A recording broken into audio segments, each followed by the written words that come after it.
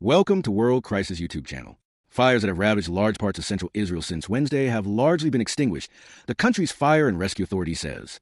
More than 150 teams have been battling the blaze, which has scorched around 20 square kilometers, 7.7 SQ miles, of land in the Latron area, between Jerusalem and Tel Aviv. Israel's ambulance service said at least 12 people have been treated for smoke inhalation, but no fatalities have been reported.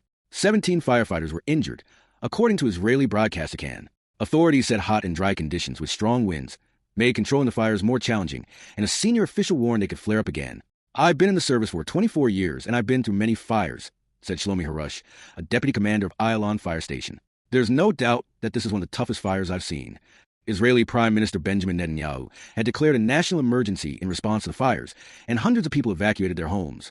But an evacuation order for 12 towns near Jerusalem has now been lifted. Countries including France, Italy, and Spain had dispatched aircraft to assist in emergency. The fires led to cancellation of most official events celebrating Israel's Independence Day on Thursday, and there was a nationwide ban on lighting fires for barbecues, a traditional part of the day. A major highway linking Jerusalem and Tel Aviv has now reopened. Videos posted online earlier this week showed people abandoning their cars as flames and smoke whipped across the road. Israeli authorities have provided conflicting accounts for the cause of the fire. Israeli President Isaac Herzog said the fires were part of the climate crisis, which must not be ignored. Netanyahu blamed the fires on arsonists and said that 18 people had been arrested, but Israeli police later said that only 3 suspects were in detention, and they were not linked to the wildfires. As Israel grappled with one of the largest wildfires ever in the country this week, and the blaze barreled towards Jerusalem, Prime Minister Benjamin Netanyahu declared a national emergency. The blaze erupted in the hills west of Jerusalem on Wednesday, starting in the Eshtaol forest near Mezilat Zion, and rapidly spreading due to high temperatures, low humidity, and strong winds. This is perhaps the largest fire ever in the country, Jerusalem's District Fire Department Commander Shmulik Friedman told reporters on Wednesday afternoon. Firefighters have since contained most of the major hotspots, said the Jewish National Fund, which manages forests in the country, though firefighting efforts continue to address remaining hotspots. Evacuation orders have been lifted, and major highways, including the main route between Tel Aviv and Jerusalem, have reopened.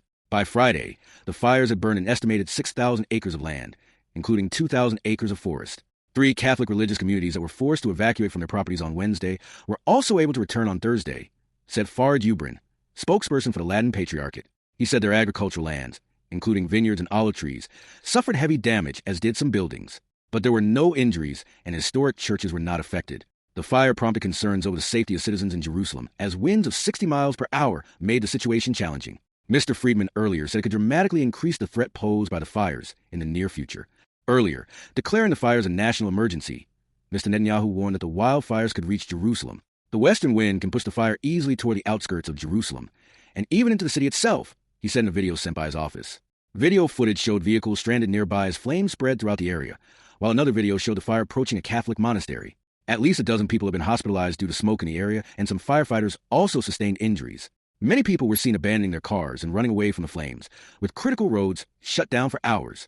Several houses were evacuated too. Israel's Fire and Rescue Services has said there are 155 firefighting teams operating at full force in all fire centers in the area of Shvelet Yehuda. They said the Elad Squadron's firefighting planes were making rounds over the major hotspots and near settlements in order to cut off the fire from houses. The Israeli government has appealed for international assistance, receiving commitments for firefighting aircraft from Italy, Croatia, and North Macedonia. The Palestinian Authority has also offered support, though Israel has not yet responded to this offer. The wildfires coincide with Israel's Memorial Day and Independence Day celebrations, leading to the cancellation of ceremonies on Thursday, including a major event at Mount Herzl. Authorities are investigating the cause of the wildfire, with some officials suggesting possible arson, and a number of individuals have been arrested on suspicion of starting fires. Israeli firefighting teams have been tackling wildfires near Jerusalem for a second day, with police reporting the reopening of several major roads that have been closed. Israeli Prime Minister Benjamin Netanyahu said Thursday that 18 people have been detained on suspicion of arson, according to Israel's Arutz Shiva media outlet. Israel's fire service says more than 150 firefighting teams are still working to extinguish blazes, and 12 aircraft were working to contain the flames. The fires broke out on Wednesday along the main Jerusalem-Tel Aviv highway, prompting police to shut the roads and evacuate thousands of residents from nearby areas. Rescue agency Megan David Adams said it treated 23 people on Wednesday, mostly for smoke inhalation and burns. 17 firefighters have also been injured, according to Israel's public broadcaster Kan. Crews worked through the night, allowing the reopening of main roads, including the Jerusalem-Tel Aviv route. Police said all routes have been reopened to traffic. According to a police statement, fanned by high temperatures and strong winds, the fire spread rapidly through wooded areas, prompting evacuations from at least 5 communities, police said. European countries Italy and Cyprus have dispatched 8 firefighting planes to Israel to support its emergency efforts, according to the Times of Israel.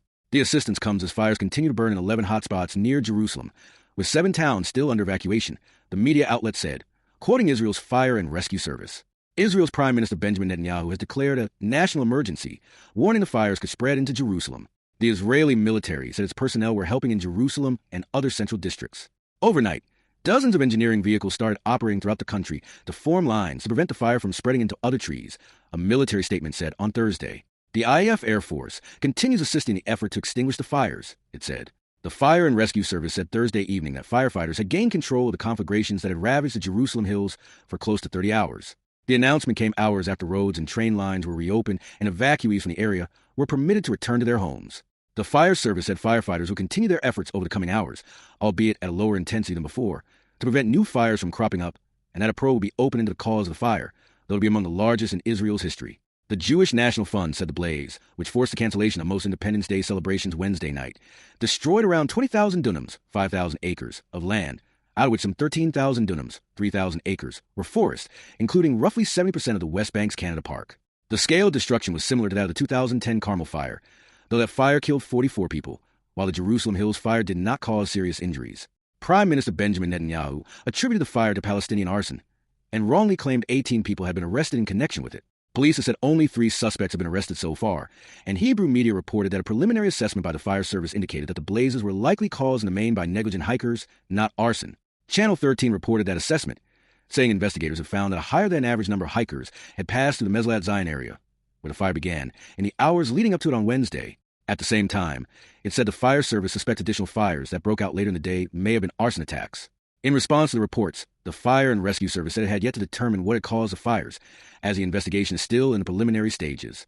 Meanwhile, President Isaac Herzog said in an Independence Day event at his Jerusalem residence Thursday that the fires were part of the climate crisis, which must not be ignored. It requires us to prepare for serious and significant challenges and to make decisions, including appropriate legislation, said Herzog, thanking firefighters for risking their lives to save lives and contain the Great Fire. As the fires spread, there were some calls by Palestinians on social media to go out and start further blazes. Netanyahu, whose government was accused in the wake of the fire of ignoring early warnings, said Thursday that the fire shows our neighbors, who claim they love this land, talk about burning the land. Speaking at the annual Independence Day Bible competition in Jerusalem in the morning, Netanyahu wrongfully claimed 18 people were arrested in connection with the fire. In an Instagram video posted shortly afterward, the premier repeated the figure and said there was a very serious suspicion that the fire was caused by arson following incitement on social media. If you love this land, why are you burning it? Said Netanyahu. This is our land, we take care of it.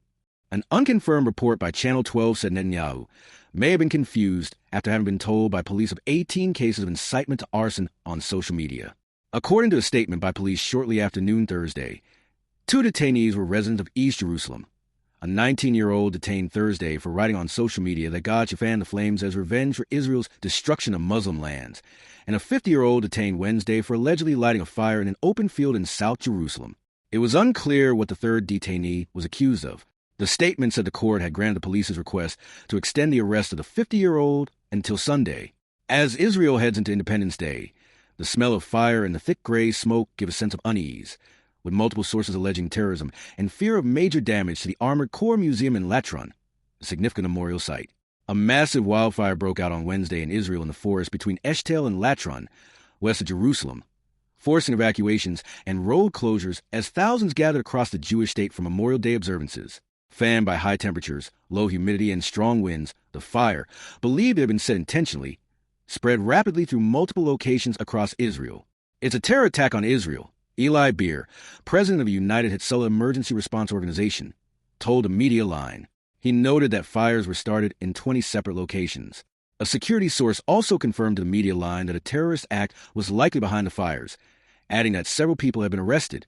A map circulating in Israeli security circles depicts the locations of the fires, almost all of which are marked on the Israeli side of the Green Line, separating the West Bank from Israel and Gaza, not in the areas inhabited by Palestinians. Hamas posted on social media a call for Palestinians in the West Bank and Israel to burn whatever you can of groves, forests, and settler homes and set their cars ablaze. Several individuals from East Jerusalem have been arrested by Israeli police on suspicion of attempting to ignite fires in the area, including a man in his 50s from Tuba who was arrested after allegedly trying to set fire to an open field in southern Jerusalem. When confronted by police, the suspect attempted to flee but was apprehended after a brief chase. Authorities found a lighter, cotton, and other incendiary materials in his possession. National Security Minister Itamar Ben-Gvir and Transportation Minister Israel Katz described the situation as a national emergency. On social media, Likud lawmaker Dan Illes called for an immediate closure of Judea and Samaria and an iron-fisted response to the fires. "We don't wait for an attack, we thwart it," he wrote. "We have learned a lesson from both old and new history."